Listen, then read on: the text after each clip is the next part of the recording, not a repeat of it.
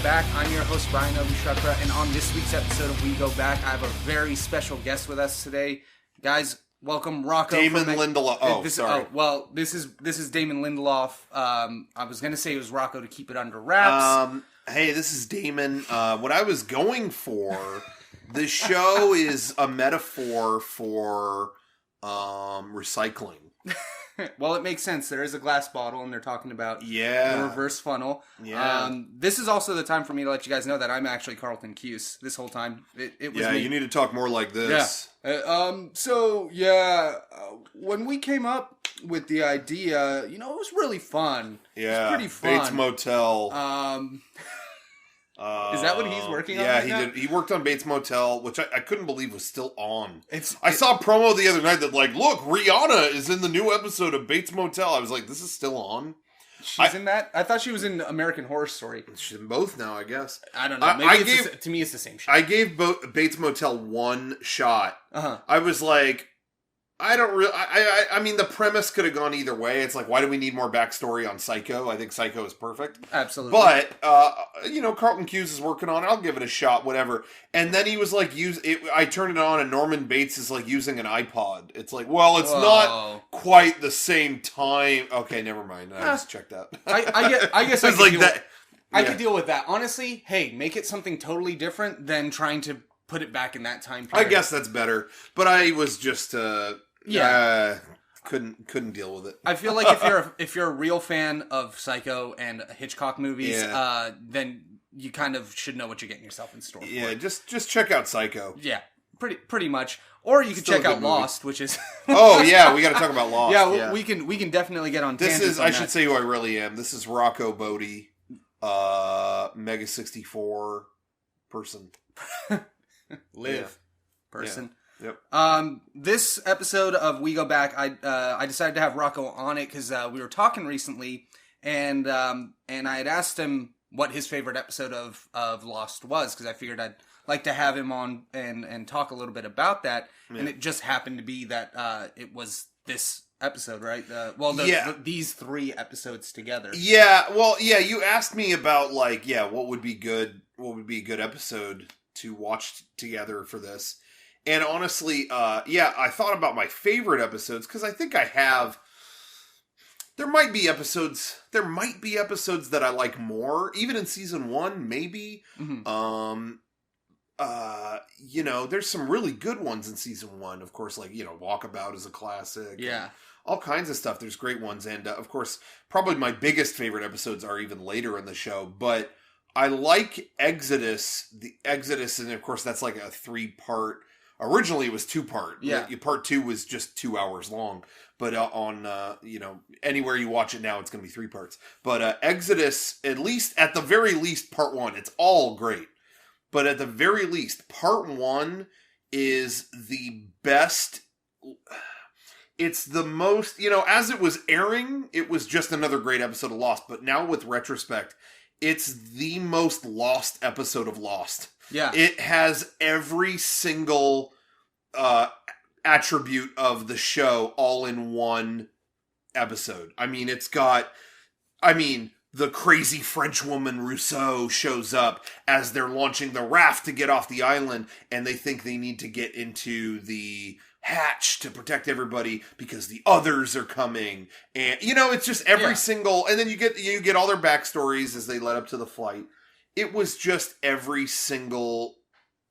Anything that made Lost famous is in that episode. Yeah. So that's why I thought, well, that's the best one. That's the best one to talk about. And that's what I had asked. I think I was asking more about season 1, not your favorite, because I know you have other episodes that you like way down the line. Oh, yeah, when absolutely. we get to those episodes, I might have you back on the show for that. But yeah, I don't remember how much of this episode is just gripping. Yeah. I mean, we sat down and watched it before recording this, and we watched the whole thing as basically one presentation. Yeah. And it's like a 2-hour movie. Yeah, it really is. But it is everything that I think, like you said, made Lost great. And I hadn't really paid attention to how that was watching it before. Yeah. But watching it in this time, it was, cool little beats that are, very tense, followed by very light and, more... humorous segments Yeah. like Dr. Arzt and Hurley, and just Hurley at all in the episode. Yeah. Everything that he does is pretty comical. And that's something that I talked about a lot on this show. Yeah. Is how Lost has this ability, and we see it in this episode, to really not just be one type of show. You know, like it is a sci-fi drama, but you know, you have episodes of like, oh, here's a bank heist, or here's international espionage, or a con man story, or ER, or whatever. And in this episode, you kind of get like a sci-fi thriller movie. That's really like gripping and suspenseful and kind of scary at times. But again, you get that great lightness that Lost can bring in. So totally. So let's dive right into the first part of it. Thankfully, Rocco is here for the first thing that we noticed, because they're in the hotel room. We're talking about Michael and Walt in the hotel room. And I always wondered what they were watching on the TV show. I could have guessed, but of course it was Power Rangers. And I found out it was Power Rangers SPD. Power Rangers SPD Space Patrol Delta, which was they were police. And I should add, this was during the brief moment in time that Disney owned Power Rangers. Oh, that's right. There was a brief moment in time where Saban, who owned it, and they played the show on Fox, they sold it. Saban sold all their TV stuff to Disney, and then Power Rangers was just included in that. Wow. And they sold all of it. Disney took it all, included, sorry, I know we're going off on a tangent here. That's fine, because I was going to ask you like more about this show. And included the whole Fox like kids TV block. And everything on Fox Family, which is why now it's ABC Family. Well, now it's Freeform or something, but that's why Fox Disney Family owned it. And then they bought all of it under this umbrella package, and Saban used that to buy like a German satellite or something for broadcast or something, and that was it, and that was the end of the deal. But after a few years, they just kind of let Power Rangers fizzle out, and then Saban came back to them. They were like, "Hey, you can keep all that stuff, but you're not doing anything with Power Rangers. Let us buy that back." And they bought it back for less than what they paid. Really? So they made it, just by selling it and buying it back, they made a bunch of money. Wow. So there's your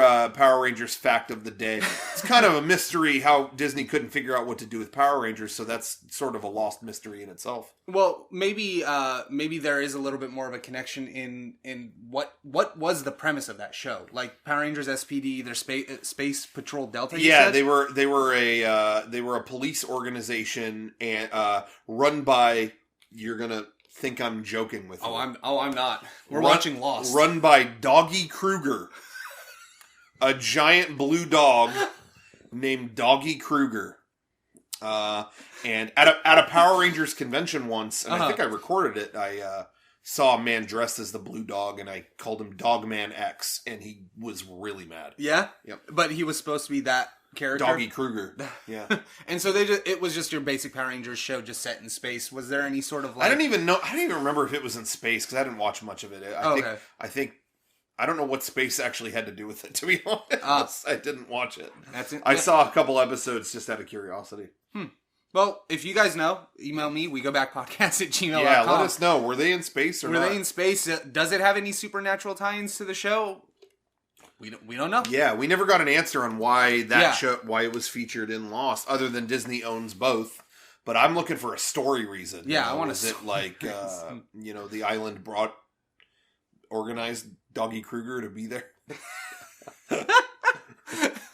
Maybe it was a shout out to Vincent. Doggy Kruger was the monster originally until they lost the rights to Power Rangers, so they had to rewrite it.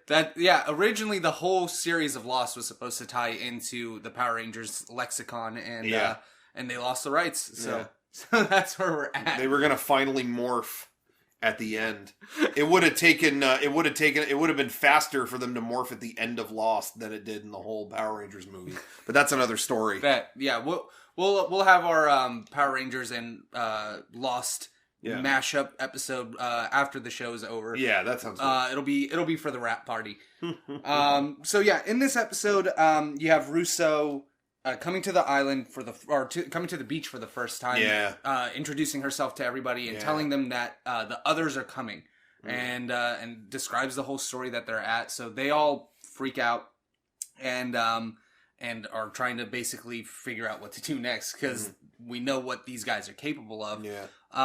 One of the coolest things that I liked about this episode, and I hadn't picked up on before I had watched it, is you get to see everybody off the island, and especially like right before the island, and kind of in the shit they were in before they got to the island. Yep. And not to say that where they're at, or all of them where they're at on the island, is better, but the one that you see at the beginning is Michael and Walt. Yeah. You see how their interaction in the airport and in the hotel room and everything is all just really distant and closed off. But on the island, they are more like a family. Yeah. So we see that, and I put other notes about it later on, but you really see that a lot with Michael and Walt in this. I thought that was pretty interesting. What do you feel about like the survivors in the first season from like your recollection? What do you feel like some of their growths or just some of the stuff that you noticed about where they became or what they became on the island and where they were beforehand? Well, I was just going to say, Michael and Walt's story always really fascinated me. I know there was always a lot of like, as the show aired, there was always a lot of like reaction of just like, tired of this guy. Michael, he's such an asshole, whatever. But I always really liked I thought their story was really fascinating in that it wasn't really like, it wasn't quite so clear. Like there wasn't an instant key to understanding what was really going on there. Yeah. Because I thought, especially in this episode, I thought I was really taken aback by that that you actually see him on the phone trying to pawn Walt off on, maybe my mom can take care of him instead of me because this is going to be too hard. And that really surprised me, just given how hard he worked, how hard he fought to have Walt. Yeah. And that to me, and then again, and that made me think even further on like, is this out of love or is this out of a sense of, this is mine, this is what I'm owed, you're not going to take this from me? It kind of, it turns it into a murky situation. It's not just, he loves his son and he'll do anything. It's not that simple. It's kind of like, maybe there's almost kind of a level of obsession here. Like more than love or maybe not, I don't really know. But given, you keep watching the show and what happens later, there's a lot of things to call into question. Like, what is this really over? Like, what is this really, what is the dynamic here really? I've always been fascinated by that. And that's true, because as I'm watching it this time, I'm far removed from my most recent watch throughs. Mm-hmm. So I'm sure as you were going through, and you only watched this episode with me, but there was probably a lot that you went, I mean, I remembered that, but I'm also kind of like, what happened here? Yeah. So it's really interesting to have that ability to see something I'm so familiar with. Yeah. But have a different perspective as well. Definitely. So I'm happy I actually took some time off because I got to like see a little bit of a difference kind of in relationships and how I viewed certain characters like Michael and Walt, and how I didn't really pick up on that. Michael didn't want Walt back. Yeah. Remember, Bryan comes to try to get him and he goes, you adopted him. He's your son. Like, he hasn't been my son for 9 years, and his mom completely cut him off from me. Like, she wouldn't let him know that I was even around or sending him letters to communicate. Like, she cut him off. And I think that the growth that we see here is that it went from him taking the child back with him because he had to where he is to take his son off the island because now he's motivated to. Because he wants to raise his son in a place that isn't, a deserted island. Yeah. So we also see Walt's growth from somebody who didn't want this guy, even though it was his real father, to, wanting to be around his dad and being engaged, with building the raft too. Yeah. He burns the first raft because he's still at odds with his dad, but then helps him build the second raft. Yeah. Maybe out of guilt, maybe just like his dad. Yeah. That's one of the things about loss is that there's always these little questions that you can have. Sure. And that's what makes it so fun to me. One line I wanted to point out, and I brought this up while we were watching it, is after Rousseau comes and says that that's the night that they took the baby and we need to run or die or fight, basically are the options. Jack and John start to have a conversation about what they do next, and the line that Jack gives John about, you can focus on the what ifs, I'm going to focus on what's tangible. I mean, it starts to set up that theme even bigger, and that rises to like a crescendo at the end of these episodes. Does he say, I'll focus on what's tangible, or focus on the tangibles? I think he said, either way he says... not that it really matters. No, but I think he says I'll focus on what's tangible, but that's a good... I just noted it down real quick. But either way, the idea is John has faith. The what ifs are guessing ideally with a bit of education. And then the tangibles are, I feel like, at least for these two characters, I can only go off what I know.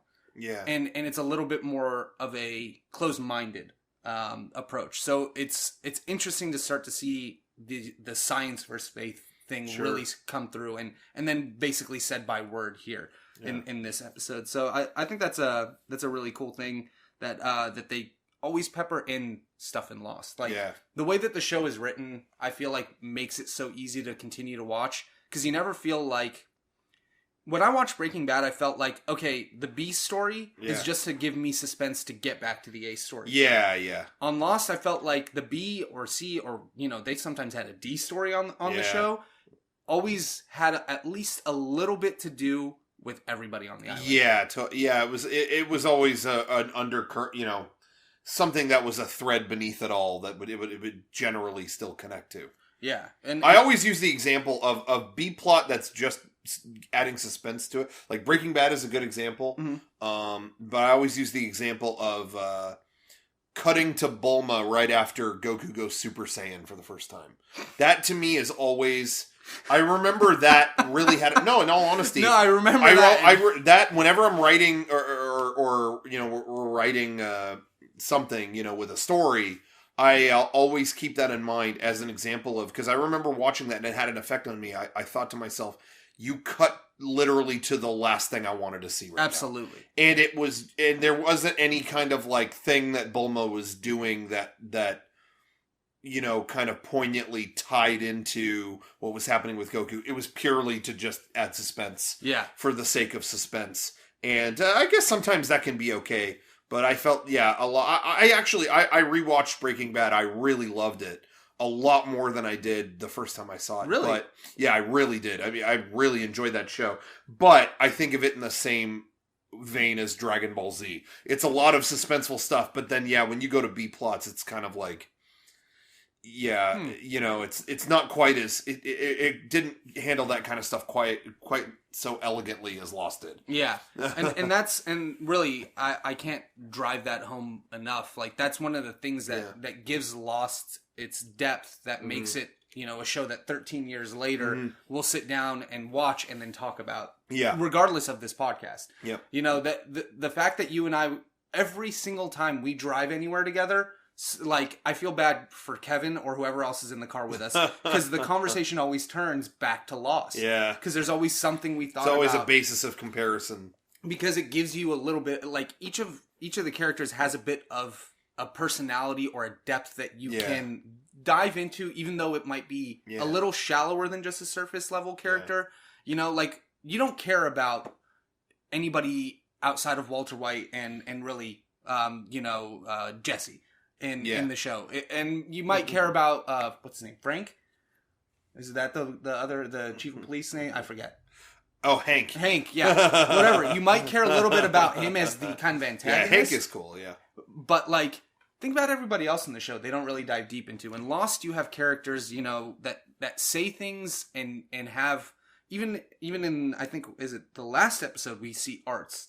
And we get a little bit of a depth to him and an explanation on his character. And this episode is really funny with him just kind of being stuck in this mindset of cliques. Yeah. And people, from the high schools to the teachers to the people on the island, kind of laying that out in this episode. Yeah. I thought that was really funny that, we always, as people in life, always say, man, that's so high school. I can't believe this person's still doing it. Yeah. And then this guy is the voice of the viewer saying that to us. And I think that Lost did that more than any other show that I've ever seen, where they had a character describe what the viewers were like, the populace was thinking, the actual viewers of it. So that takes us on a little bit of a tangent. We find out they want to get dynamite to try to open the hatch door. They think they can hide in there, and so we have Jack, Hurley, Arzt, Kate, and Danielle go to the Black Rock. Yeah, and then everybody else is trying to scramble to get to the caves so that they can be in a safe space there, and then ideally move into the hatch. We do have a flashback here. I did put a note on that. Jack is at the airport. We see this this woman come and sit next to him. Does she say her name in that episode? In this episode, I think I can't remember now. I can't remember if she did or she didn't. So I thought she did. I'll say it. I mean, it's Ana Lucia. It's a character name that is there, so we know it. That's not really a spoiler, and I feel if you guys are upset with that, I'm sorry. Whatever. But in this scene, actually, Rocco pointed this out to me. That's why I wanted to note it. Is that we find out here definitively Jack is not married anymore, and up until this point, we didn't know. We had maybe a question of that's it. what I couldn't remember. Is if they because we had watched the episode where he gets married to Sarah and that whole, which even in watching that, one of the coolest things about it was I didn't realize that Jack confesses to his father he doesn't want to get married. Yeah. When they're sitting outside, he's like, I'm only getting married because I feel like I should, because I promised I would fix her. Yeah. And he talks about the whole commitment makes you tick, but it's the letting go, which is the huge theme for Jack. And we see him get to like these crazy manic states as the show goes along because he can't do that. Yeah. But yeah, so we find out here that that he's not married anymore. We also find out his seat number and her seat number are one of the numbers. This, and especially the third part of Exodus, really has the numbers heavily piped in there. Big time. So I'm going to bring those up like randomly throughout us talking. This is really the episode where they realized people like hunting for those. Yeah. So they did a lot. And they're hidden all over the place. And I mean, if you like I said, if you guys go back, it started from episode 1. Yeah. That's what's cool about this show. Yeah. Is that everything, they had an idea of how they wanted to end the show. They had an idea of where they wanted things to go. Yeah. And because of that, they could write a show that was planned out, rather than just a show that, like Twin Peaks is a show that I think people might, or did at first. Do you feel like people compared Twin Peaks and Lost at first a lot? I think just because it was something bizarre and unexplainable on network TV. Right. And ABC specifically. Oh yeah, it was on ABC I think too. so, yeah.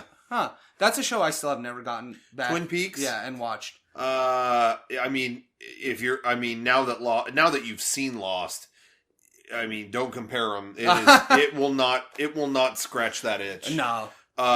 Their Twin Peaks is worth seeing because it's such an anomaly to be on network TV. Like, how did this get picked up? So I would recommend checking it out for that, but it's like 30 episodes worth of content. Yeah. And like 5 are good. Oh, really? Honestly, there's ones that David Lynch does directly himself that are really great, but I feel like that's what everyone remembers, Yeah. Then there's 20-something episodes about there's an endangered animal, we gotta help. It's like nothing just kind of like poking around this crappy town. Yeah. and I only bring that up as a comparison in that same realm of this is a creepy sort of sci-fi feel. It was still a very important show, and those good episodes are very good. Yeah. But they just carried this torch of we're not necessarily going to explain everything. Here's something bizarre. It was just like Lost. It was just like how did the show get to this point? Yeah. It does have that feeling. So that's kind of cool. Especially because I feel like, David Lynch as a director sometimes is weird for weird's sake. Mm-hmm. And the comparison between, I think, Lost and shows like Twin Peaks or, any of those other sci-fi shows. Like, what was that one that had released about, it was like just after X-Files had ended and they released like that new show that was about aliens. And I just felt like it was a Lost ripoff, basically. After Lost came out? After X-Files? It was after X-Files had ended. Lost was running, and it was a show about this invasion? Yeah, was it that? Oh, there was a million shows. There was Surface. There was There was a ton of shows like it that. it had 2 police agents and like this old guy who was like crazy. And I remember I tuned in for a few episodes or even Heroes at the same time. And just all cliffhanger bullshit. All like unnecessary just open trying questions. to be, Here we have stories getting closed up, questions getting answered. Totally. And that's something that we saw here in this episode. We saw a tie up from, Rousseau talking about what happened, who her baby was. Yeah. We didn't know who Alex was at. I think up until that point, she described, I think, Alex to Saeed when she had captured him, but I don't think we know if it was a baby. We didn't know if it was a boy or a girl or anything. Yeah. But either way, they come back and tie things up, and that was something that I always had to argue with friends who weren't seeing that while I was watching this show. So. Do you remember that? Do you remember talking to like people outside of us and having to be like, yeah, but Lost doesn't do that. Look at how they don't. Here are 4 examples, and they'd be like, yeah. But they're just well, look at this. Now they're adding a hatch thing. Yeah. Well, yeah. I mean, you have to keep writing a narrative. Yeah, absolutely. So that takes us into the 2 separate sides that everybody goes on. Sawyer and all of them are trying to get the boat ready to launch, and they successfully get it launched, and we end up seeing a really funny interaction here. That I maybe not an interaction, but something that I noticed. Sawyer is leaving the island because he feels there's nothing left there for him, and specifically he's talking about Kate. Yeah. But when Kate is leaving to go help get the dynamite, she's looking for Sawyer. And then it's 2 ships passing in the night. Yeah. Which I done, no pun intended for the end of this episode. But but then when he's going to leave on the raft, same thing. He's looking around to try to find her, and she's nowhere to be seen. Yeah. I hadn't picked up on that the first time I'd watched it. I just kind of was like, oh, they're all saying goodbye. Not a big deal. Yeah. But yeah, so they launched the raft, and Hurley and all of them are on their trek through the dark territory. And I wanted to point out here more of the humor of Lost between Hurley and Arzt, the conversation that they're having.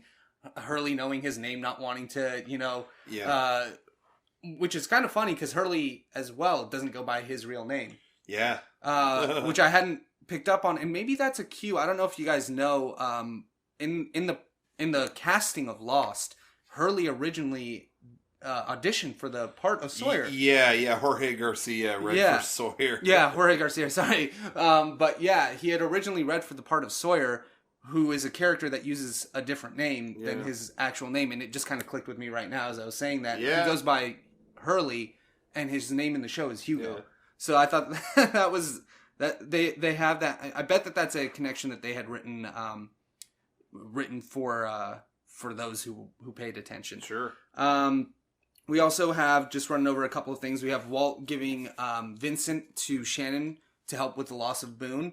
While I was watching it this time, I noted, I wonder if this is also a callback to the conversation John had with Sawyer about his mother and his foster mother and his stepsister who died, and then the dog came in and sat exactly where his sister would sit. Oh. And, stayed until his mother died, and then the dog left and disappeared as well.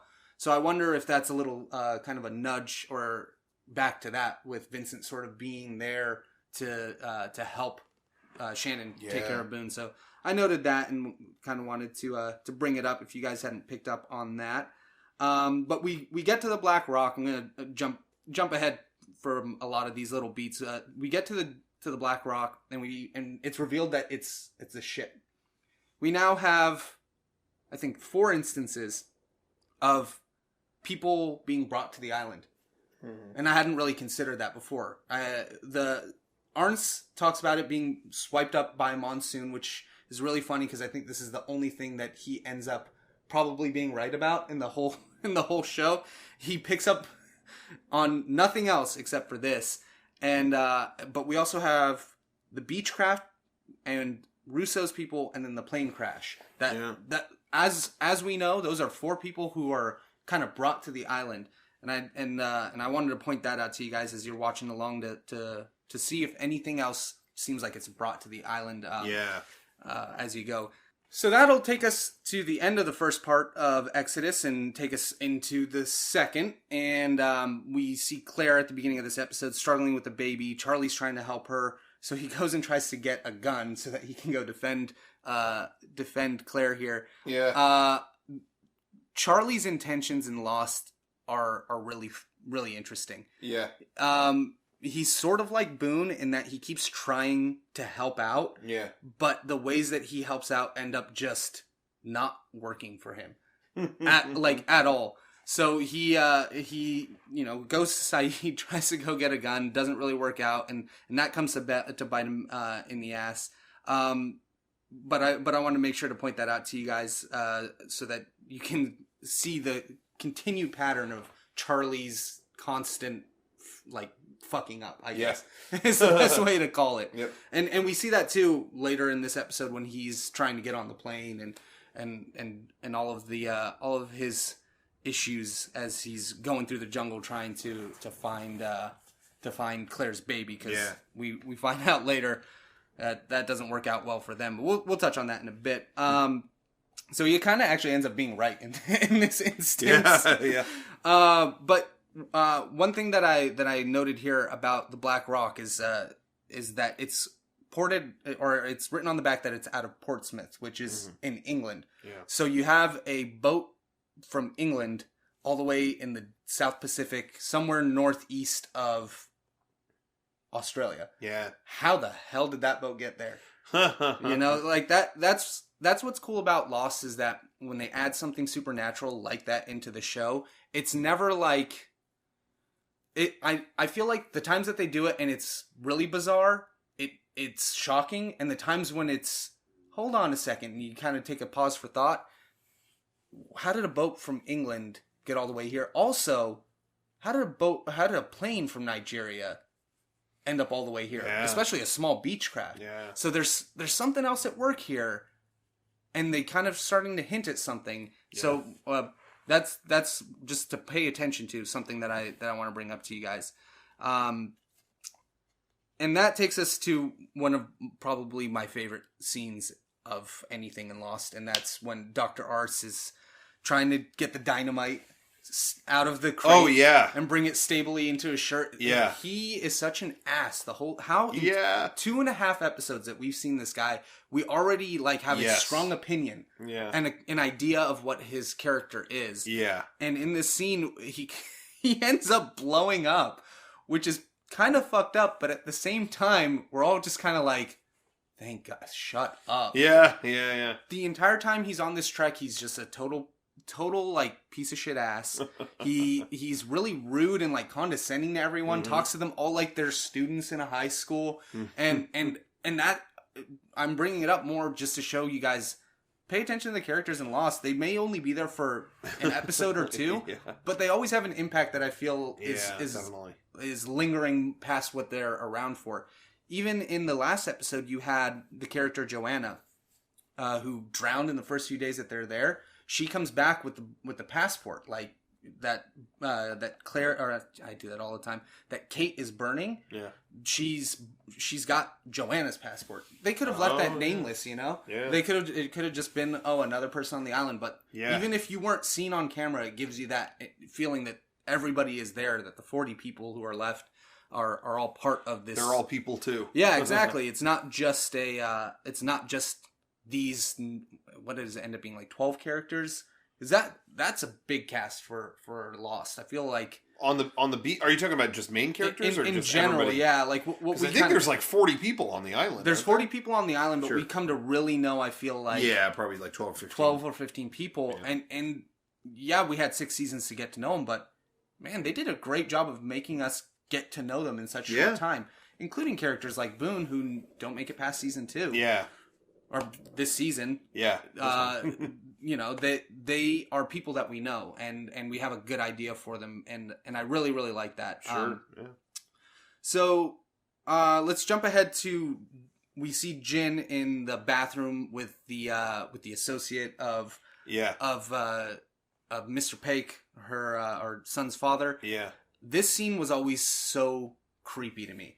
It was a creepy scene. We had just seen them, in in the food court or whatever, not being able to communicate in English at all. We have this them being separate from everyone. Yeah. And now he's in the bathroom. It's kind of coming up again, but then Lost sort of turns it on its head. And this guy is the unexpected associate of Mr. Pig. Yeah. And I wonder if he is on the plane at all. If he's sort of there. there. I don't know. Do we? And we never see that. I never picked up on it. I only bring that up so that if somebody did, let us know. I'd love to know if that guy was anything else, because it would only make sense. He's wanting to make sure that the package gets delivered. Yeah. And that was something that I want to bring up to see if anybody had noticed whether or not he's on the plane and whether or not that ended there, because it felt like it might have been a sort of Kate and Marshall setup. Mm-hmm. Where even in this episode, we see Kate with the Marshal, and he needs 5 guns, and why he needs them, because she's so dangerous. And we're seeing, even before they get on the island, we're seeing the Marshal have that change as well. Because on the island, the change that I talked about with Michael and Walt, on the island, I think he comes to understand the things about Kate that she was trying to, like, get out to him. Yeah. You know, when she started calling him and telling him that she's a victim of circumstance, I think he comes to that realization on the island that she really is not just this murderous person, or this, you know, criminal that we've come to know, you know, having her best friend and childhood love die, and, you know, being on the run to the point where her mom doesn't even want to see her, and we still don't know why. But we see that maybe she isn't as bad as what we've been expected to see.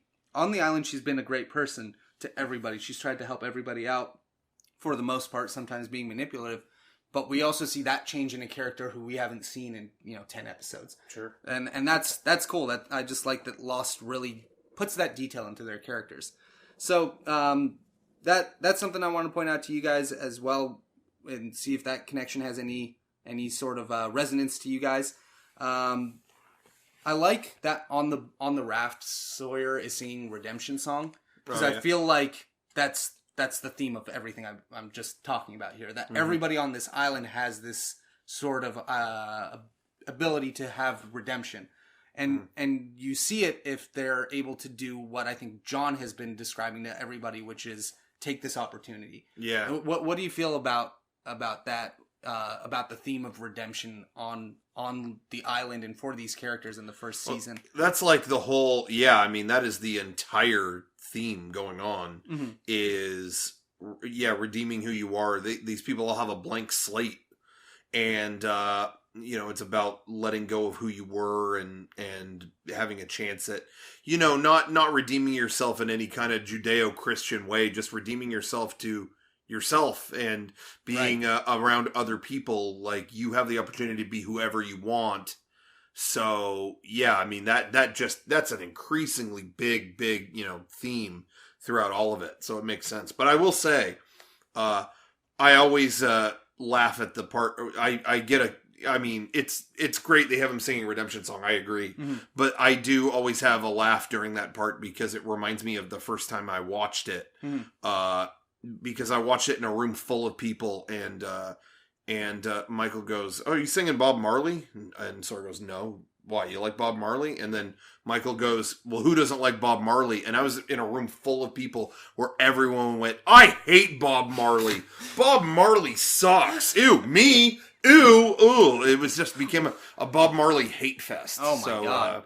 That always made me laugh. I don't really care about Bob Marley. I don't hate him. Yeah. But I don't really... He's just not on your radar. Yeah, but it was just funny being in a room of people going, "Bob Marley sucks." And I think that brings up a really interesting point about what it was like to watch Lost as it was airing. Yeah, that was an experience. And I'm sure that this is how it is now with people who watch things like probably Game of Thrones or whatever. People who get together and watch a TV show or The Walking Dead. Yeah. There were some people I did not want to watch this show with. Yeah, there were people I had to divorce. Yeah, during the course of Lost. Yeah, I know definitely were. I know a couple people. I think of mutual friends of ours that we probably watched Lost with that we had to just say no. Yep. Because what ends up happening with the show, I feel like this, is that because there's so much out there that isn't explained, that people get impatient. Yep. And I'm willing to go along for the ride. Yeah. If it's being treated well. Yeah. If it's a piece of shit, I'll lose interest like that. Sure, yeah, but Lost is compelling and did a great job of maintaining that. Yeah, and I think it comes from the fact that they loaded their episodes with themes and ideas. Yeah. That all really intersected well. Yeah, like, Exodus as well. The names of the episodes always have some sort of thematic, meaning to the episode. And in Exodus is when, a mass moves entirely from an area. Yeah. And it has like a lot of meaning in this episode. They're moving from the beach to the caves. You have the people leaving from the beach out into the ocean. Yeah. They're all part of the Exodus. So I think that again, with Lost, there's always these little subtleties that I love. And then always great little pieces of writing, like the scene in the Black Rock where after Arzt is blown up, this scene is great. We were laughing about the scene before it happened. When they're if you want to talk about this one, this is the hands down. Sorry to spoil this for everybody. The best conversation in all of Lost. Like, I know, if you've never seen the show and you're going to watch every season, they're all great. Don't get me wrong. It's a great show, but you're not going to get a better conversation than this scene. No. The classic scene. Can I just describe it? Basically, you go through it. Yeah. When they are handling the dynamite, dialogue doesn't get better than this. When they're handling the dynamite, gently, just carefully, placing it. Okay, wrap it in the shirt. Okay, and John Locke asks. He asked Jack, did you ever used to play Operation? And Jack's like, well, sure, yeah. Don't touch the sides. Kind of like it reminds them of that, which is funny. I didn't realize the humor in that Jack was a surgeon. Yeah. That was, it's like, oh, did you ever play Operation? Durr. Well, yeah, I'm a real surgeon, so I played it a few times. But anyway, don't touch the sides. And then John Locke goes and reaches into the dynamite. Everyone's scared, like, don't blow up. And then Locke just suddenly goes, bzzz. And it makes Jack jump a mile. And Locke laughs, and then Jack leans in and he goes, "You like to play games, John?" And Locke looks at him and whispers back, "Absolutely." One of the conversations don't get better than that. And it's funny because when we were my brother has always been like severely anti-Lost. Like, he's like, it sounds like crap. No, it sounds like a bunch of BS. I don't want to, I don't want to get caught up in that, and he never saw any of it. The only scene he's ever seen was that, and he laughed for like 20 minutes. Like, what was that conversation? And that was years ago. And then today we were watching this episode, and my brother came by just at that moment. Yeah. He's like, is this the only scene in the show? Like, what? He had been in his room the whole time. Yeah. He hadn't seen anything, and then he came out. So that was kind of funny. That scene, I think, is really, really great because you see the tension starting to build between them. But I think what that scene shows is that the tension is very one-sided. Yeah. I think that John is, again, more open to all of these things, and Jack is so focused on the task at hand that he can't, calm down for a second. Yeah. And just kind of, take it easy. Yeah, this is a serious matter. Yeah, somebody just blew up, but hey, man, if I'm going to blow up now picking up this dynamite, just like he did holding it, maybe that's my time. Yeah. And I found that sort of explained where Jack was coming from to me better than any other conversation in the episode. So even though it ends up being kind of a funny line, it does kind of give you a tell at his character, and I really like that. Speaking of, I wanted to say real quick before we get too far from this guy, but the man who blew up, Arzt, whatever. Yeah. The man who blew up, I met that actor at Disneyland. Yeah. He was just by himself in Fantasyland. And I think he was waiting for his wife or girlfriend or somebody. Yeah. But he was just walking around and no one was saying anything. You know, if there's a big celebrity at Disneyland, it's like, oh, and they're there with their family. You know, don't leave. You know, just leave them alone. You know, Absolutely. They're having a family day. But he wasn't with anybody else. He was just there and no one else was saying anything. So I was like, oh, I got to say something to this guy. Yeah. And I talked to him. I was like, hey, man, I loved when you blew up in Lost. And he started laughing. Oh, thank you very much. Thanks a lot. And my dad came over too, like, I remember that too. Yeah, you're a great guy. We just saw your episode the other day. Yeah. Oh, thank you so much. The nicest guy. And my dad actually said that. He's like, man, you're such a... We talked for just like 10 minutes. Oh, really? And my dad was like, man, you're such a nice guy. Like, thank you so much. And he went, oh, you think I'm a nice guy? Yeah. You think I'm nice? Yeah.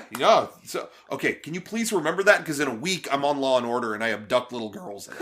I was like, really? He's like, yeah, everyone, people are going to want to beat me up on the street after that. So just hang on to that, please. Thank you. We were cracking up. It was pretty funny. That's great. He was in The Fugitive as well. He was good in that, yeah. Oh, that's cool. I think he takes issue to the word hinky in that movie.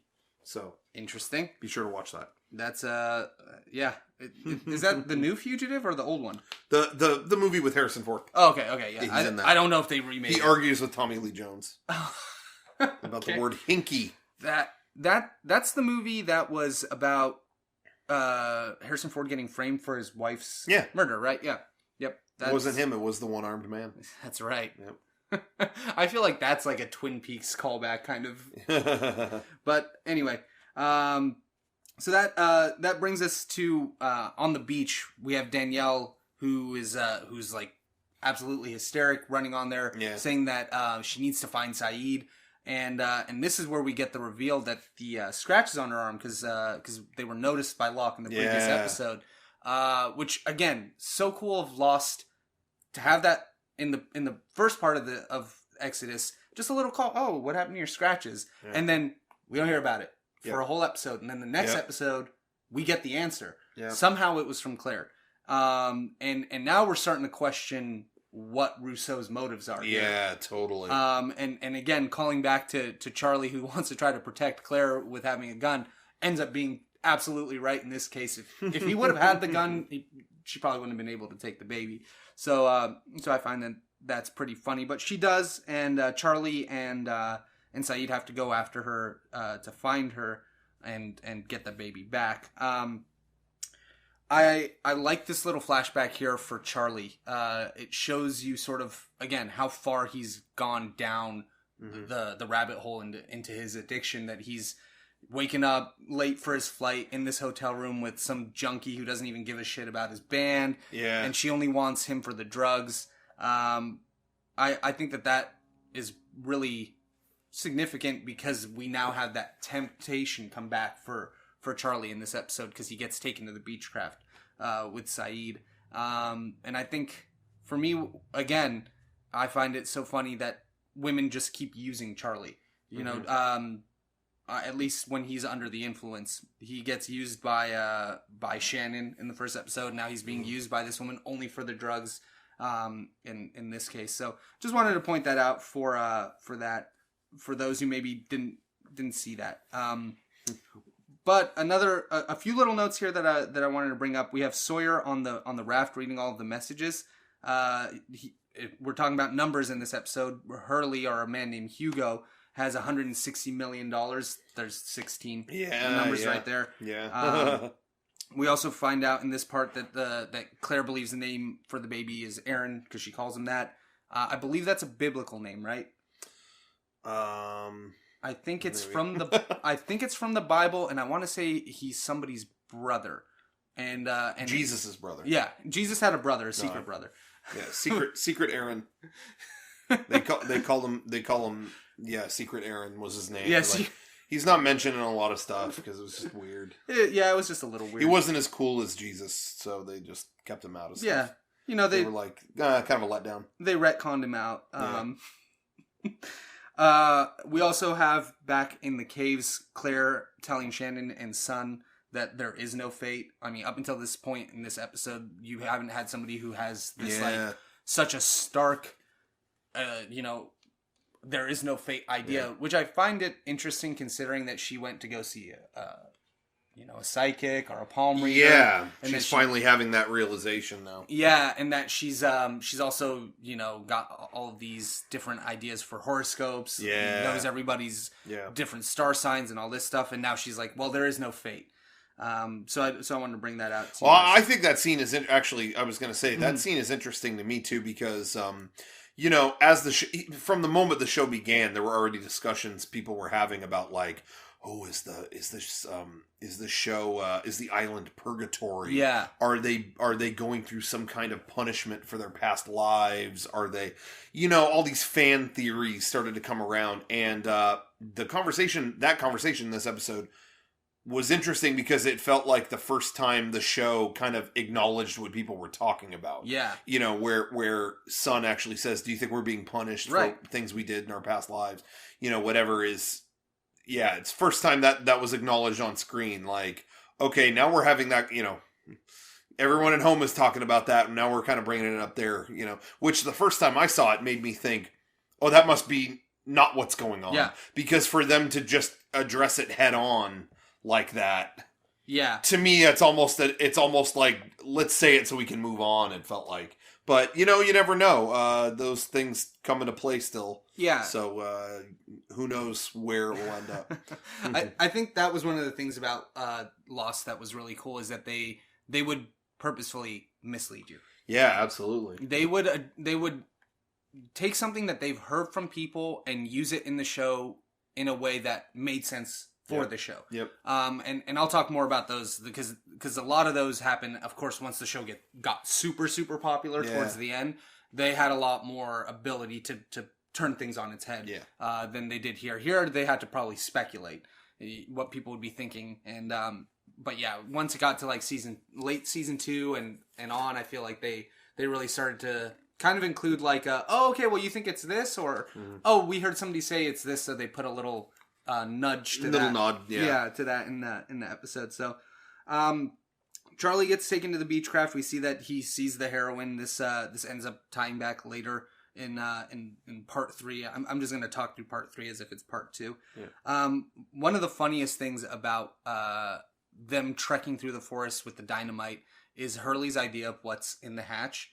He just wants it to be like TV dinners and Twinkies and like basically a time capsule for the 50s. Yeah. And then cell phones and all this stuff. And I love the character of Hurley because whenever he's put into these tense scenes, like you have Jack and John fighting and Kate upset because of, how Jack treats her on the island, and you have Hurley who's just wanting Twinkies and TV dinners and cell phones and stuff like that. Cell phones, not even iPhones. Yeah. So that's they weren't even out. I know. What a shame. Those guys weren't even on the mainland for the iPhone launch. Wait, were they? I don't know. No. Yeah, it came out in 2007. So my timeline's way off. Yeah. But no, that's one thing that I always talk about is the best way to tell what time period Lost is in is to look at the cell phones. Yeah. Not in terms of, this was recorded in the mid 2000s, but where those characters are in the time of the show. Pay attention to the technology of the cell phones. That is always a clear indication of where they're at. And I don't think any other show really put that much detail into anything. So, we have on their return, I think the first real sighting, of the monster. Yeah, you finally get a glimpse. Yeah. Yeah. You see you hear the little ticking of the taxi receipt, and you see just like a black smoke. Yeah.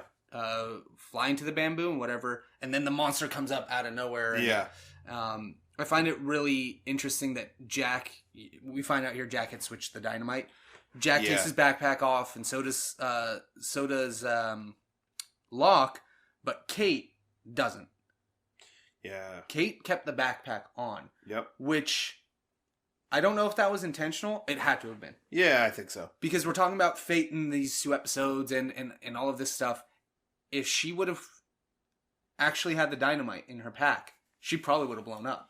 Yeah. Right? Yeah, I think so. So that had to have been on purpose. And I hadn't picked up on that until I was watching it, and I'm like, wait, because Jack is trying to like mislead everybody to think that he doesn't have it, but he is walking more carefully if you pay attention.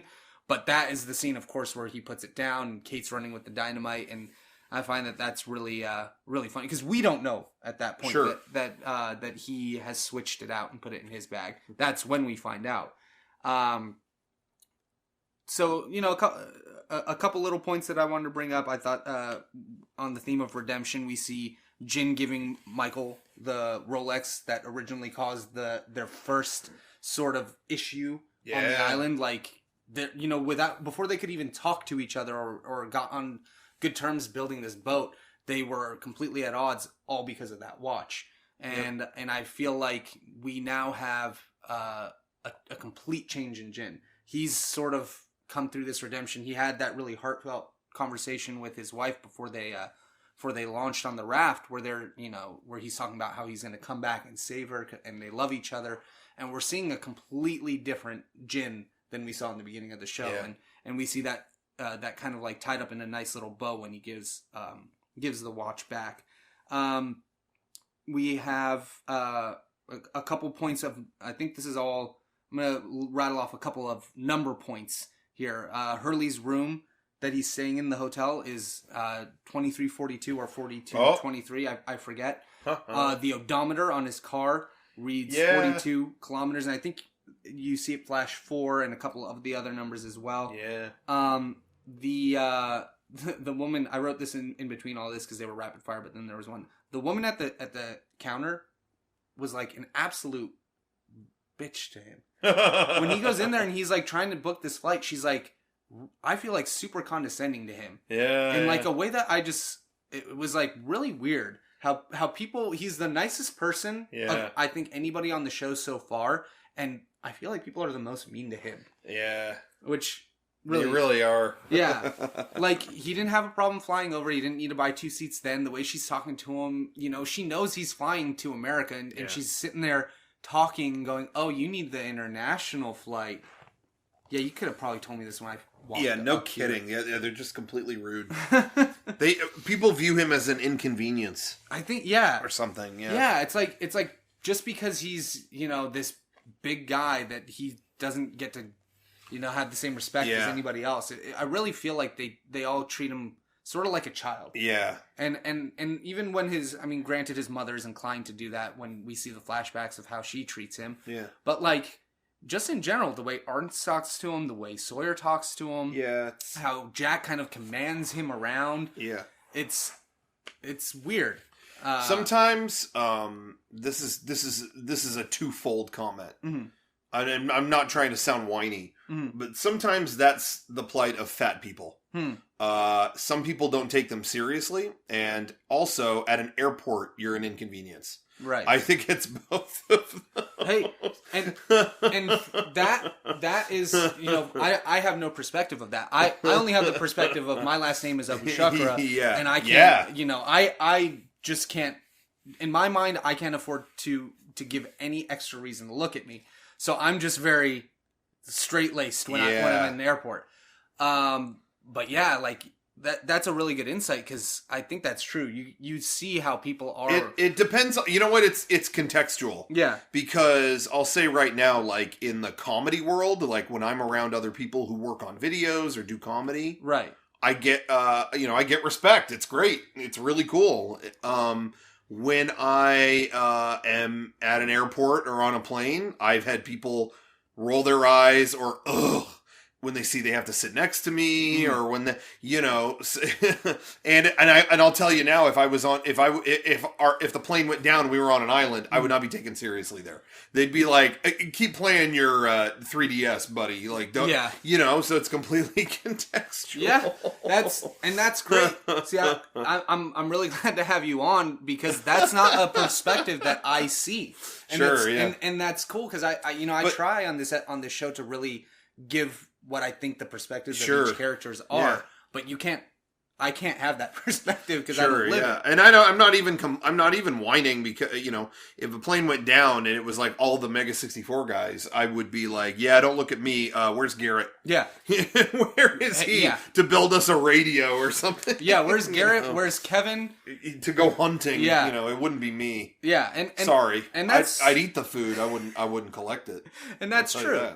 But that's such a good insight onto why these people are being the way that they are towards him. Maybe. It really makes a lot more sense. I would have never considered that. So a couple more numbers to bring out. Their flight gate is number 23. He gives the guy $16,000 or $1,600. Sorry. So this episode is rife with them. I think for sure one of the coolest incorporations of the numbers was as he's running to the gate. He passes, I think, I don't know what sport it is, but a bunch of like girls soccer in soccer jerseys, and in order as big as you can see. 4, 8, 15, 16, 23, 42. I thought I must have watched Lost maybe 2 or 3 times through before I ever picked up on that. Oh, really? Yeah. The first time it aired, I didn't really see the rest of them. Yeah. And then they went by the jerseys, and I was like, "Oh my god! Yeah. Rewind this." Yeah. I think have they been doing this whole scene? And sure enough, exactly. And that's partially why I felt so compelled to go back and rewatch this Lost ever. Yeah. Not just now, but ever. Is I always feel like there's something I'm going to pick up on that I didn't see. Just something either in the background or a perspective that I didn't necessarily understand that makes it somehow more rich and even more exciting to watch and more to talk about, which is funny because, I'm sort of creating a market of people to talk to about it by doing this show, because to me it's that much fun to talk about Lost. It's almost as fun to watch it as it is to talk about it. Yeah. I can't decide what I like more of. But I think it's really interesting once Hurley gets to the gate here that for a man who has bad luck is able to make it on the plane. If he truly had bad luck like he thought, exactly. They wouldn't have let him on, right? Yeah. And I think this is the you make your own luck thing. When he has bad luck, he kind of and this is something I talk a lot about on this on this show because they talk about choices and making decisions. That's what separates us from the animals and all that kind of stuff. I feel like when his mindset is I got to do this and it's got to happen, like when he went and goes to try to find Rousseau the first time, or here and trying to get on the plane, there's no bad luck. It's when you make your own luck and put it in your own head and see the perspective that this is just bad luck. Like, we hadn't even considered that until Arzt blew up. And then he's like, oh, he blew up because I'm bad luck. It's like, you're not bad luck. That had nothing to do with you. You were standing 30 feet away from him. Yeah. He blew up by himself standing next to 2 other guys. Why are you the factor? So I just wanted to bring that up because I thought that was pretty funny part to have somebody who has bad luck not really have it. I also really like in this episode we see John kind of like wheeled around in the background of stuff and we'd all... It's a nice touch. This is a question I think all of us might have been asking in our heads but never really said out loud. How did nobody see that John was in a wheelchair? Didn't they see him at the gate? I know that's how invisible he was to them. Exactly, and that's he would go right behind Michael while he's on the phone. He was sitting there right at the gate trying to get on the plane and carried on, and people still paid no mind to him. But here on this island, again, he has this redemption. He has this opportunity, this blank slate to kind of take the reins and make his own choices, which again ties back into Hurley and his his bad luck. But I think it's a really, really cool concept to watch this person be so meek and useless before, then be big on the island and be such a part of all the big conversations that we have. I like we're talking about the writers acknowledging the viewers. Kate acknowledges the numbers connections here. Oh, because she brings up the 23. She's like, why 23? Yeah. And granted, if you think about it, why 23? Why'd you pick up on 23 in this case? Yeah. But it's to show you the whole, like, small world thing that Sawyer had brought up in the previous episode where he actually, I think, tells Jack about his meeting his father. Yeah. And there's another example of Lost pays off soon. Sure. It has long arcs, but it will pay off soon with a lot of stuff that's interesting and keeps you engaged. Which, by the way, that's like one of my favorite scenes in the show is Sawyer's talk with I know that was a couple parts ago. That's okay. But it's the whole episode can be Sawyer and Jack, and Sawyer telling him about how he met a doctor named Christian, Jack's dad, and talking with him. That whole character to character thing is, that kind of stuff was really the heart of the show. You know, it was like the things between characters. So I really appreciate that. Yeah, and I love that scene. I mean, it's so well acted by both of them. Yeah. You see Sawyer kind of like dip into a little bit of his being an asshole. Yeah. By saying, you hit a dog enough, it starts to think that it did something wrong. Mm-hmm. And then he sort of goes, stop, just tell this guy what he should hear. Like, you may never see this guy again. And this is brought up later on with the conversation he has about whether he's trying to die or he's a hero. And I think that's something that we see as a conflict a lot in the first season for Sawyer, and then especially as the show goes along, that he struggles with, and I brought this up. He struggles with what he believes is the right thing to do, and he's a good person at heart, I believe, and what he believes he should do, and in his mind he's been this renegade asshole for so long. He's like, I'm no hero. But I feel like he really genuinely wants to help people. Sure. He sat down and read out of an auto magazine to help keep a crying baby asleep. He's helped build this raft to go do what? I mean, people think it's to get off the island, but he knows it's also going to bring people back to rescue him. Sure. So he's able to sort of mask his true intentions behind this toothy grin, I guess is what we'll call it, and that's described there. In that interaction. And then another great interaction takes us right into the John and Jack, the conversation of, Jack, you're a man of science and I'm a man of faith. Yeah. And they're talking about this very core concept for all of Lost. And as you're watching Lost, you see this idea of fate or of things that are meant to be, and people either using it as a motivation and then being right, or using it as a motivation and finding, honestly, no better word than calamity for their existence. And I think Lost is sort of hinting at moderation in this thing, that there are certain things that you need to follow yourself, follow your gut, because it did get John to this hatch, and this is all concerning the fact of Boone dying, and was that destiny? And it does sound crazy when he's talking about a sacrifice that the island needed. But at the same time, you can't argue with the facts.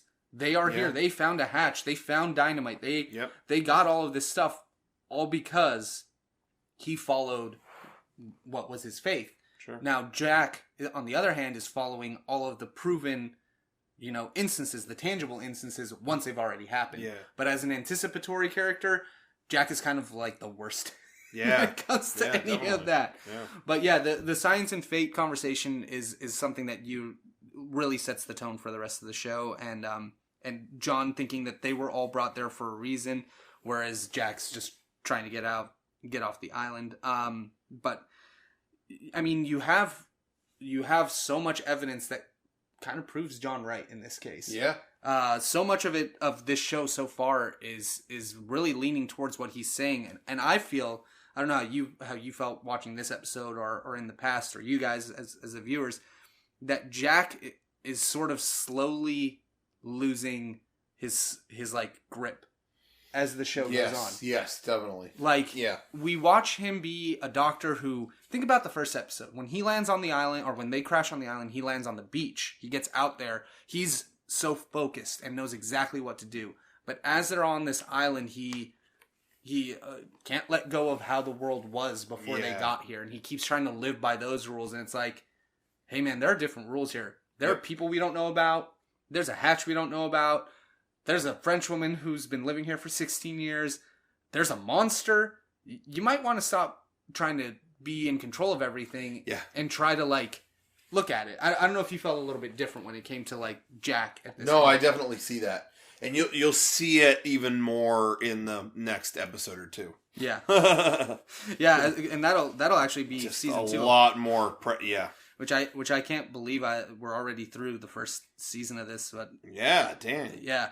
Honestly, the hardest part is only watching 2 episodes every Yeah. week. Which I know I don't have to do, but I think it gives me time to like sit and think. Yeah, absolutely. And no, that's, I think it's good. And I really like replicating that kind of initial experience. You're still getting to binge watch it. You're not waiting 7 years or 6 years for the whole series to come out, but you're also able to to sort of do what we were all doing at that time, which is like steep in the ideas that they've given us. And I find that there's so many times, like, I had a conversation the day after I watched the episode where Jack's dad gives him the advice of commitment is what makes you tick. It's the letting go that is the problem, where that absolutely applied to the conversation I was having. And I didn't tell them I was quoting Lost, but it was like, wow, I just watched it. I wasn't trying to make this connection, but here it is. Yeah. So it gives you that time to like really stew about what you just watched, and I think that's really cool. But yeah, we're getting pretty close to the end of the episode here on the raft, which we haven't been on in a while. They get a blip on the radar, and they're arguing about whether or not to fire the flare. A little bit of a tense scene there. They end up firing the flare and bringing the boat over, and this ties into a comment that Rousseau made after they got Aaron back. They said. She says they were coming for the boy. They said that they were going to come for the boy. And we're thinking, oh, well, yeah, they're coming for the baby because they took her baby. Totally. We didn't at all consider that the boy they were coming from might have been Walt. Yeah. And so It's a well-played twist there. So what we're seeing there, and what we all discover at this point, those are the others. Mm-hmm. We now have seen that there are others, and they have a boat. Yep. Which, I like... Honestly, as many times as I've watched this show, really kind of hints at something else. If they have a boat, that means they aren't necessarily stranded on this island. Yeah. I mean, we don't know for sure. Yeah, we don't know their deal, but that's pretty... But if you have the ability to have a boat and you have the ability to take it out and go find people to bring them, to bring Walt back to the island... What else are they capable of? Yeah, like they really give you a lot of information with that. They have boats. They have a bomb somehow. They also firearms. have guns. Yeah, like they have the ability to power and recharge a boat. Yeah, man, season 2 really sets up for some. This really sets up for a great season 2, and that's how a season finale should be. It shouldn't. Yep. It shouldn't be. I think traditionally, if you're watching a regular TV show, you get one cliffhanger or 2. Mm-hmm. What's in the hatch? That's the one we all expected. Sure. The one, and I feel like Lost did this really well and did it often to the point where I didn't even pay attention to most of it. But there's another cliffhanger that raises 9 more questions. That's way more substantial and creates a story. Hey, we just set up that there are these others and they have everything I just listed. Yeah. Okay, I need to know more. Yeah, exactly. Rather than, okay, what's in the hatch? You go in the hatch, oh, okay, you find out what's in there. Yeah, I mean, which is, of course, is still an exciting cliffhanger, just because you want to know, but the real thing, to me, was the dangling carrot of the others. Yeah, and it's not just, again, it's not just a shallow explanation of the next season, because this is how most cliffhangers are done. The next season, they show you what led up to it, and then they give you the reveal, and it's always like, oh. Okay, well, yeah, cool, whatever. This is, we're fleshing out the story, and we're continuing to set up points. So, really, really cool that that they have all of this here in this scene, and that takes us to what I think is really the final moments of the episode, with them blowing up the hatch. Yeah. And Hurley seeing the numbers, being absolutely afraid. Yep. About them opening it, and sort of in a way, tipping the scale back towards Jack's favor. Because now you have these numbers on there, and okay, yeah, they kind of have brought him some bad luck. We can't disagree on that entirely, but we also have Jack who's like paranoid about Locke. So in a way, it's like we're now seeing Locke slip as well way far into the direction of faith. Like the island wants this, the island wants that. Before it was very like sage-like. He had sort of a wisdom that other people didn't have, and maybe he continues to, but the picture that he's painted in here is like, yeah, he thinks that the island brought us here. We're all here for a purpose. This guy might actually be crazy. I mean, again, Jack in his mindset being from where he's from, that's a big deal. Yeah. And again, that's another cliffhanger that we add to the list on the ending of this episode that okay, so who is right? Is it Jack or is it John? And that's what I remember being most excited about finding out more of as the show went along. So that pretty much takes us to the end of this episode in terms of like what we cover. They open up the hatch and you know, they look inside. We won't know until next episode, which is going to be season 2. But yeah, are there any other sort of thoughts or ideas, anything else that you might want to bring up that you noticed in this episode? It's been a pretty long one, so I don't know if there are many. We're actually not going to be doing any emails this week just because this episode is kind of heavy. Yeah. But yeah, just a couple of things that you wanted to close out with. I think, like I said, the entirety of Exodus, like I said, it encapsulates everything Lost was about. Mm-hmm. And I think why it will always stand out as, to me, the highlight of, probably the highlight of season 1. Again, there are other great ones. But yeah. The highlight of season 1 is that it really is, it's the one, there are episodes I like more that come later in the show, but it's the one batch of episodes that all stand together alone as almost like its own movie. Yeah. Like you said, I really think, and I don't know if it was because they didn't know if they were going to be canceled or not. I mean, I would imagine by this point they knew they wouldn't be. Yeah. But it's almost like the show could end on this. Like, I know that wouldn't be deeply satisfying. No. But it's almost like it could. It really takes all these kinds of themes and bookends it with who they were before and who they are now and how, you know, what's the next step. You know, the only thing I think they couldn't end on is the raft stuff. Yeah. You know, if the show ended on that. But even looking down into the hatch, you almost don't need to know what's down there. You know, whatever's down there, you're going to see it from two sides. And that's, you know, Jack and John Locke's side. You know, whatever's down there, you know, if you haven't seen the show, I'm not going to tell you, but let's say it's dogs. There's just a bunch of dogs. Yeah. You know, you're going to have Jack going, we need to take care of these animals. And then, you know, find their owners and get rid of them because we don't need pets. Mm-hmm. And then John Locke will go, we were blessed with these dogs. Just like my sister, you know, when she died, I found a dog. These dogs, we need to all take a dog and listen to what the dog tells us to do on the island. You know, you're going to get, no matter what's down there, you're going to get two angles of it. So it almost doesn't matter what's there. Yeah. That battle will continue raging on, the battle of, you know, two different perspectives. And that's what Lost is all about. Mm-hmm. You know, it's about who you are now versus who you were and which way do you look at it. Mm-hmm. There's two perspectives to everything, and not one is right all the time. Yep. They constantly, you know, he says it in the first episode. He shows the two pieces on the game, little game board that he finds. One dark, one light, you know, and there's two sides. Yeah. And just there's anything in the show that, you know, to anything, there's always two sides. And so, he even mentions it in this episode when he says survival is a matter of perspective or it's relative or something like that. Yeah. Which is something I've been talking about a lot on this podcast is the perspective and understanding where people come from. And I think that that's something Lost does that no other show can do. Yeah. Well, they can. It's just, it would be a blatant ripoff. Sure. which is you get to watch what happened to these people in their flashbacks and what decisions they made that brought them here. Yeah. So when you're watching Jack make a decision, you're watching it almost through his eyes as well. Yeah.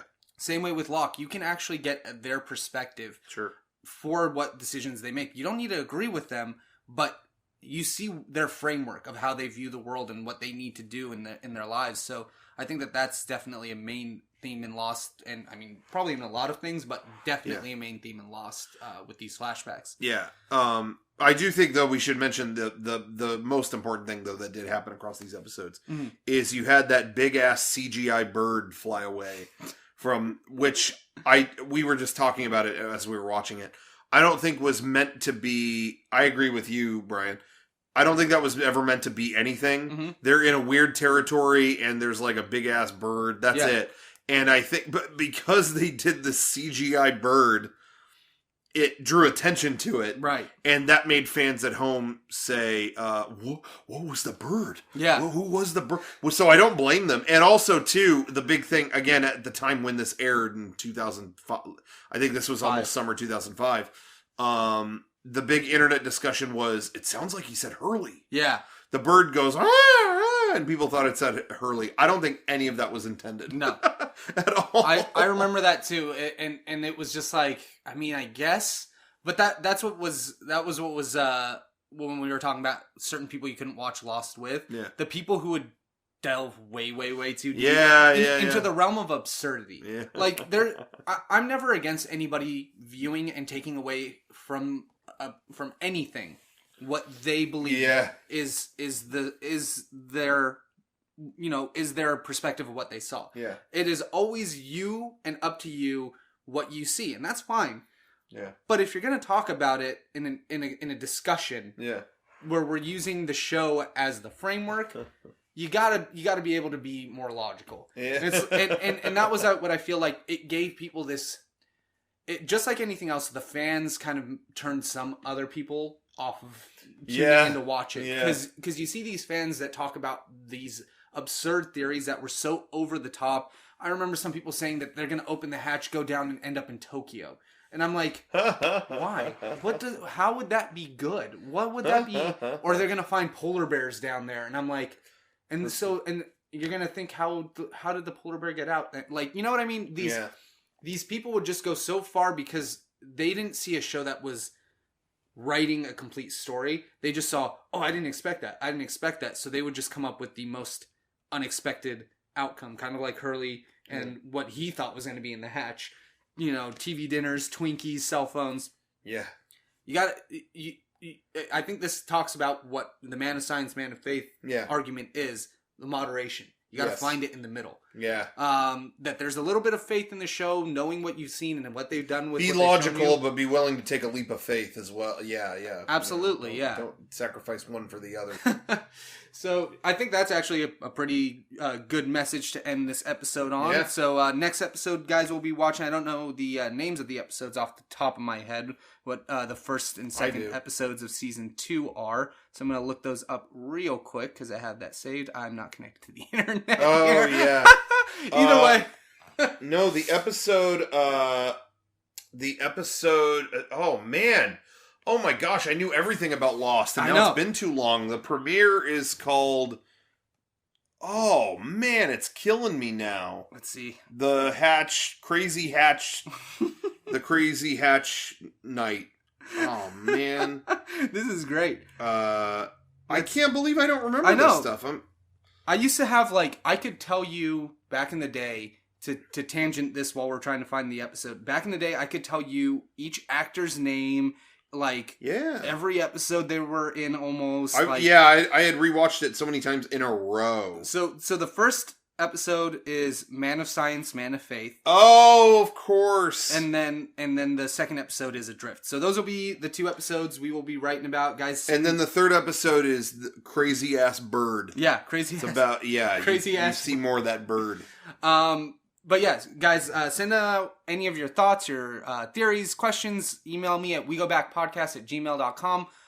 Follow me at King Lord Bryan on Twitter for all the up-to-date stuff on my life. I don't really post that much about the show, but I always post links there for the archives and everything else. Yeah. Obviously, if you're listening to this podcast, you probably already watch Mega 64, but if you don't, you should. And if you do, watch it more. Mega64.com. Is there anything else that you wanna plug? No. I mean, if you ever have any Lost theories you want to ask me about, I mean, I don't want to steal your. Oh yeah, please. But my own website is roccobotte.com, and it just basically goes to a Tumblr page that you could submit questions, and I'm always happy to talk Lost on there. I mean, you'll never. There's very few things, and There's some things I really like that I'm a huge fan of that are speculative, like Lost, Evangelion. Right. I love, but like I'm at my wit's end with that. Like I can't talk about that anymore. Yeah. I feel like I've discussed everything. Not that I don't like, I don't like it anymore, but I feel like I've discussed everything. But Lost, I could go for days and days and days. Yeah. And days. There's just something. Get me going. There's just something about it that makes it easy to keep talking about, and I'm sure I'll have you back on again. So yeah, that'd be great. In those episodes, I'll give it a little bit more time so that you guys can send us some questions and we can answer them live. Yeah. But until then, you guys, we finished season 1. Next week we'll be on to season 2. Thank you again for tuning in to We Go Back, and I'll see you guys next week. Well, let me make the noise. Okay. All right. Thanks for watching.